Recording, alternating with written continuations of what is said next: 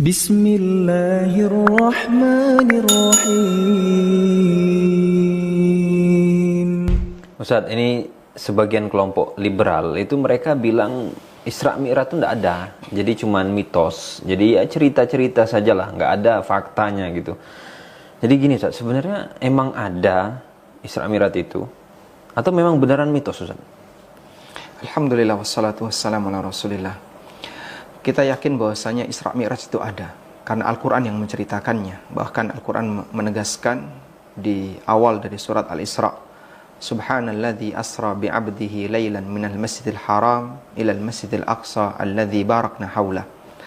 Maha suci zat yang telah melakukan asra bi'abdihi, memberangkatkan hambanya di waktu malam. Minal masjidil haram ilal masjidil aqsa alladzi barakna haulah, dari Masjidil Haram sampai ke Masjidil Aqsa yang kami berkahi daerah sekitarnya. Sehingga ayat ini dengan tegas mengatakan bahwasanya peristiwa itu ada dan Al-Qur'an mengabadikannya.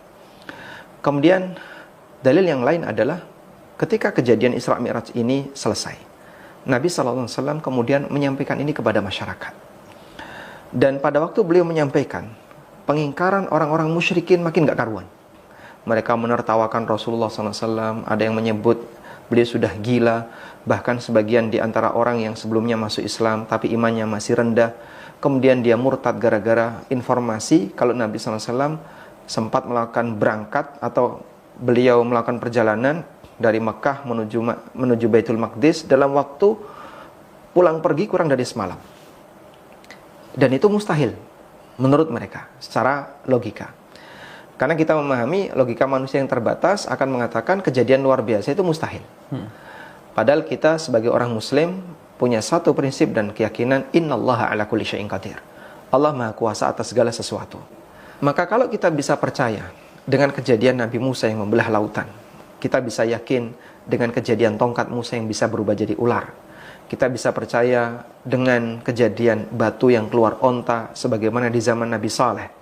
Kita percaya bahwa Nabi Isa menurunkan Al-Ma'idah dari langit, yang itu atas izin Allah semuanya, dan ini bagian dari mukjizat para nabi.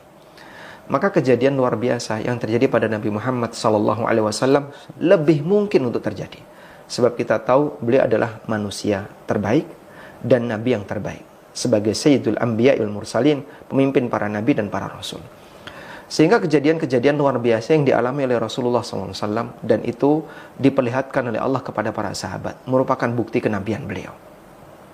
Pada waktu peristiwa ini disampaikan oleh Nabi SAW kepada orang-orang musyrikin, maka mereka datang kepada Abu Bakar dan mereka mengatakan, atas ma'uma yaqulu sahibuk, apakah kamu tidak mendengar apa yang dikatakan oleh temanmu? Abu Bakar bertanya, wa madzak, apa yang dikatakan oleh temanku? Maksudnya adalah Nabi SAW.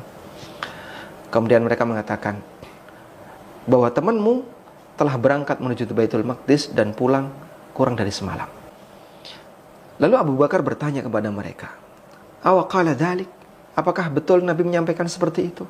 Jawab mereka, na'am, iya.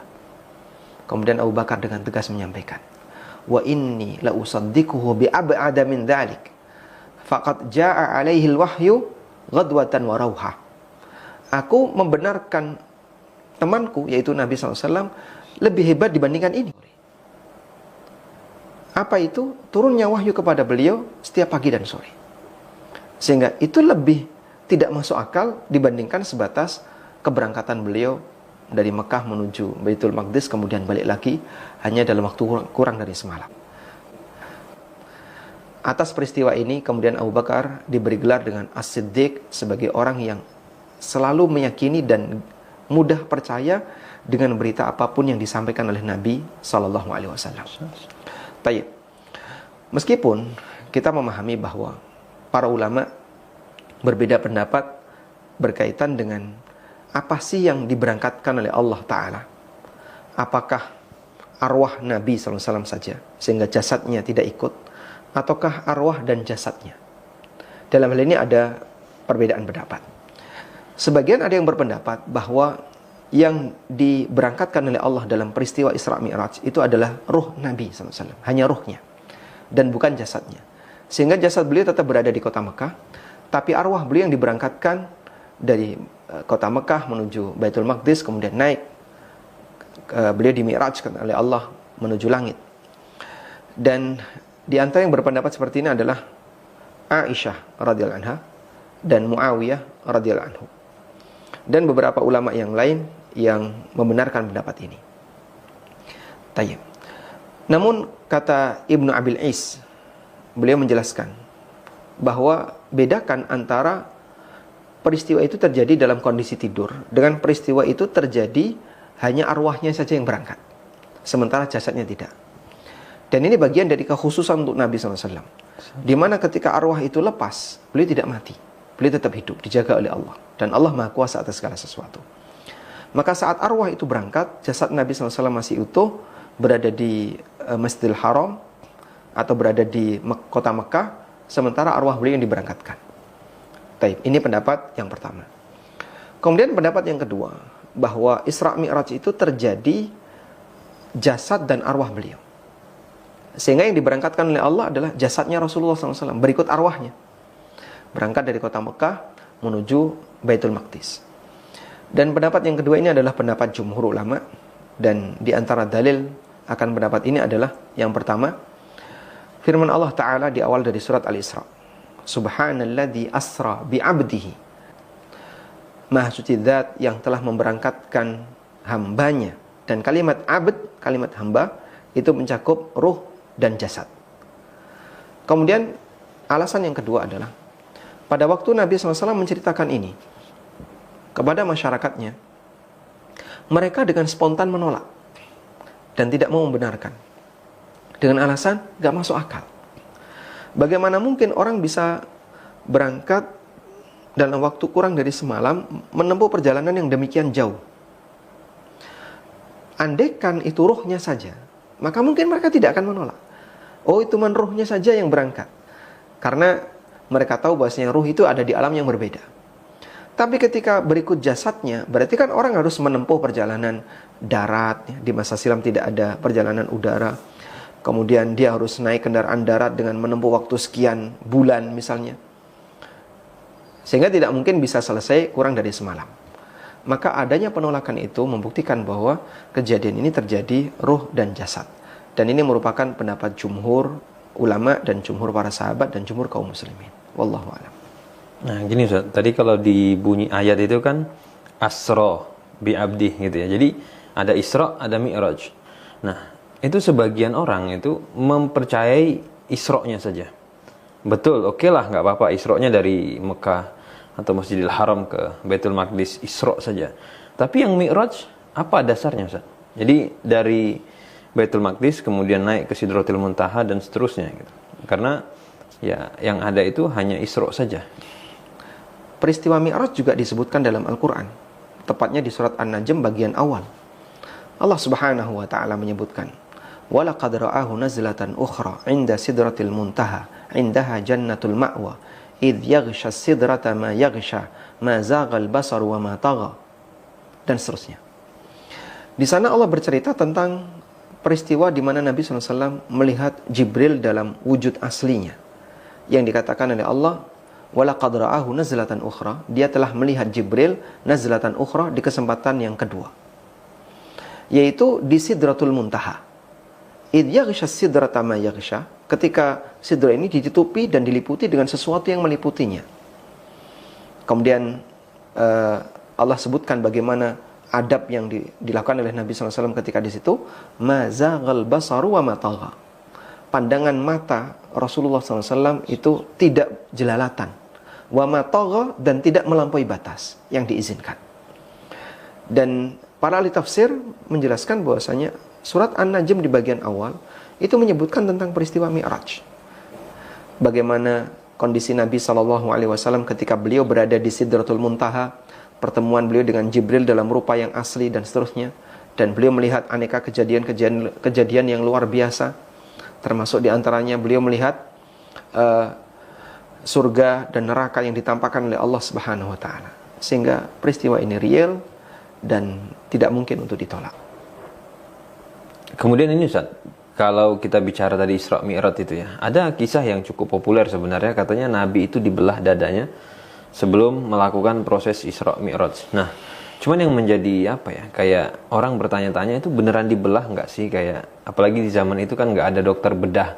Kita tahu di zaman sekarang itu membelah anggota tubuh atau organ tubuh itu bukan suatu hal yang mudah gitu ya. Nah, jadi sebenarnya kisah ini dibelah dada Rasul kemudian dibersihkan dan yang lainnya itu memang valid atau itu juga sebenarnya hanya mitos, Ustaz?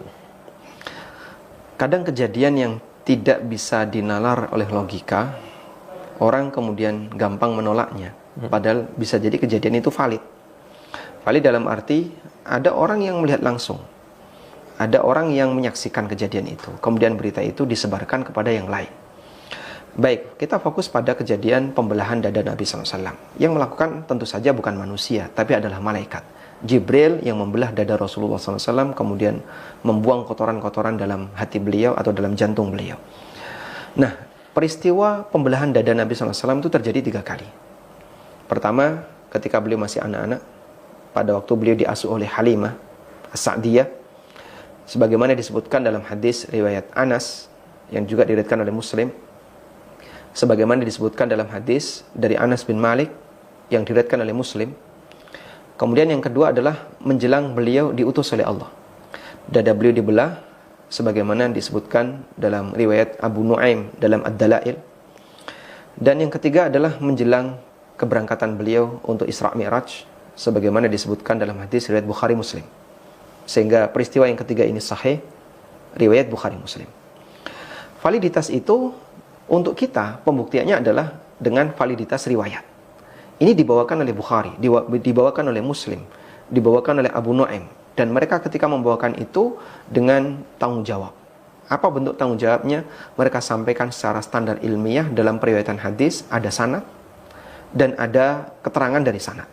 Bahwa perawi-perawi ini adalah orang-orang yang terpercaya, sehingga berita ini sampai ke kita dalam suasana valid sebagai berita yang asli. Tayyib. Nah, dalam peristiwa itu kan kita nggak bisa nerima secara logika. Kok bisa, Pak? Dada dibelah sampai kemudian jantungnya dikeluarkan, dibersihkan, apa nggak mati? Ada satu kaidah untuk semua kejadian luar biasa yang tidak bisa dilogika oleh manusia. Kita kembalikan kepada satu kata. Innallaha ala kulli syai'in qadir.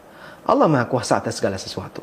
Sehingga ketika kita bisa mengimani dan mempercayai kejadian Nabi Musa membelah lautan sebagaimana di awal tadi kita sebutkannya, atau kejadian Nabi Isa alaihissalam bisa menghidupkan orang yang sudah mati dengan izin Allah, kejadian di mana Ibrahim pernah menyembelih 4 burung sebagaimana Allah singgung dalam Al-Quran, kemudian setelah itu dagingnya dicaca-caca, dicampur, disebar ke 4 titik, thumma du'uhunna ya'tinaka sa'ya, panggil 4 burung tadi dengan namanya masing-masing, maka mereka datang seketika. Dan Allah Subhanahu wa taala Maha Kuasa atas segala sesuatu. Kalau kita kembalikan kepada kalimat innallaha ala kulli syai'in qadir dan berita itu valid, sahih, kita tidak boleh meyakini kalau itu mitos. Karena tidak semua kejadian yang Allah ciptakan di alam ini harus bisa dilogika oleh manusia. Untuk membuktikan bahwasanya logika itu terbatas. Karena bagian dari makhluk, dan makhluk itu terbatas. Sebagaimana fisikmu terbatas, Allah ciptakan banyak benda yang dimana kau tidak bisa ngangkat, logika kamu juga terbatas.